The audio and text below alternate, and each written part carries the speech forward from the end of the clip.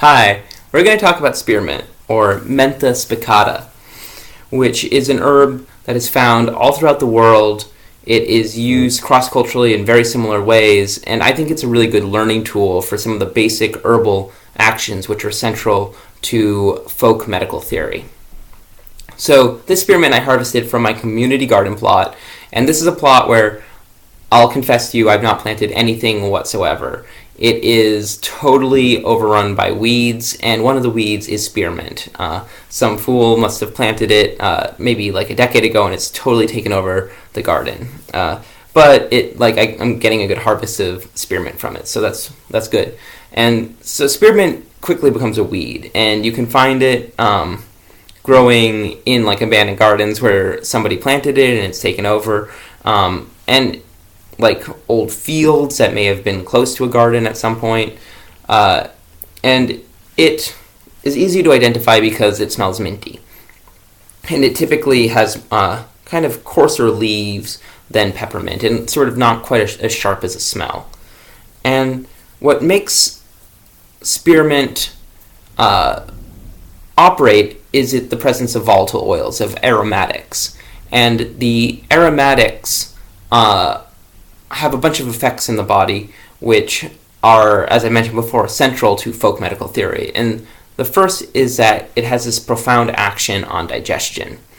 First, it is really relaxing to digestion, as things that have a lot of aromatics typically are. So I'm thinking chamomile is a really good example. It's aromatic and it's very relaxing, and it's relaxing to digestion and helps with indigestion. Fennel is another really good example. What are some other ones? Lavender, lemon balm, sweet birch is kind of more of an off-brand one, as is tulip poplar. You get the idea. Things that have strong aromatics are typically relaxing in general, but especially to digestion. And it appears because volatile oils are relaxing to the parasympathetic branch of the autonomic or regulatory nervous system. In contrast to the parasympathetic is the sympathetic. And the parasympathetic is responsible for rest, digestion, and states that are not the sympathetic.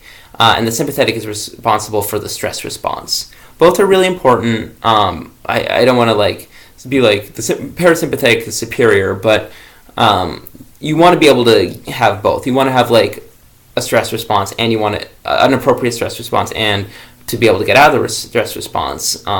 And it appears to me that the spearmint and other aromatics are really good at helping the parasympathetic become more dominant and relaxing the parasympathetic. So it's good for things like nausea, indigestion, and flatulence, which can be caused by perhaps different kinks in the parasympathetic nervous system. And it's a bit spicy. Spearmint is a bit spicy, and the spiciness helps to kind of increase the flame of digestion, if we want to think about it metaphorically.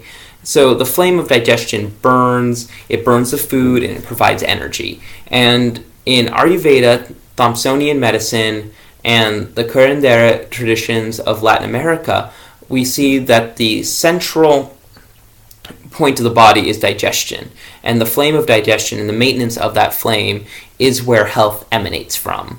Ayurveda says it really poetically that the aura is the light that Agni, or the fire of digestion, casts. So by turning up the flame, it helps for there to be better digestion and better health. And what happens in all three of these medical systems that are independent of each other. Ayurveda was created in India thousands and thousands of years ago. Curandera traditions are this interesting admixture between indigenous folk traditions and perhaps a little bit of the Spanish conquistador traditions, and then the Thompsonian traditions in the United States are the brainchild of Samuel Thompson, who is probably almost certainly influenced by American Indians, but also apparently came to a lot of these ideas himself through careful observation. So the stomach is the center of health, and the fire burning well is really, really important. And sometimes the fire will get blocked. And when the fire gets blocked, you're going to get a cold or a fever.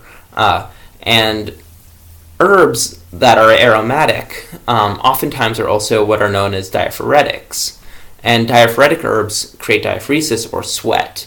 And the idea is once you have sweat, that breaks through the blockages in the body. And when the blockages are broken through, then the heat of the stomach is able to reestablish its flow from center to periphery, and health is restored. And so an herb like spearmint, super common, super gentle. Like Matthew Wood talks about other herbalists using it with infants because it is so gentle. Apparently, you can use it with infants.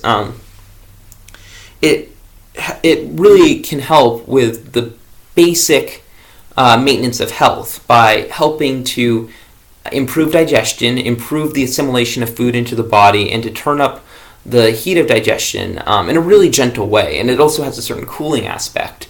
By helping digestion, you help every other function of the body, because every other function of the body rests upon digestion in order to get nutrients on a certain level. And then it also, in a more acute situation of a cold or fever, makes one sweat, and that sweat then reestablishes the correct flow of energy, and maybe a little bit more rationalistically, it also may release some toxins or like cytotoxins that dead bacteria or viruses have released through the skin, because the skin is also this amazing organ of elimination.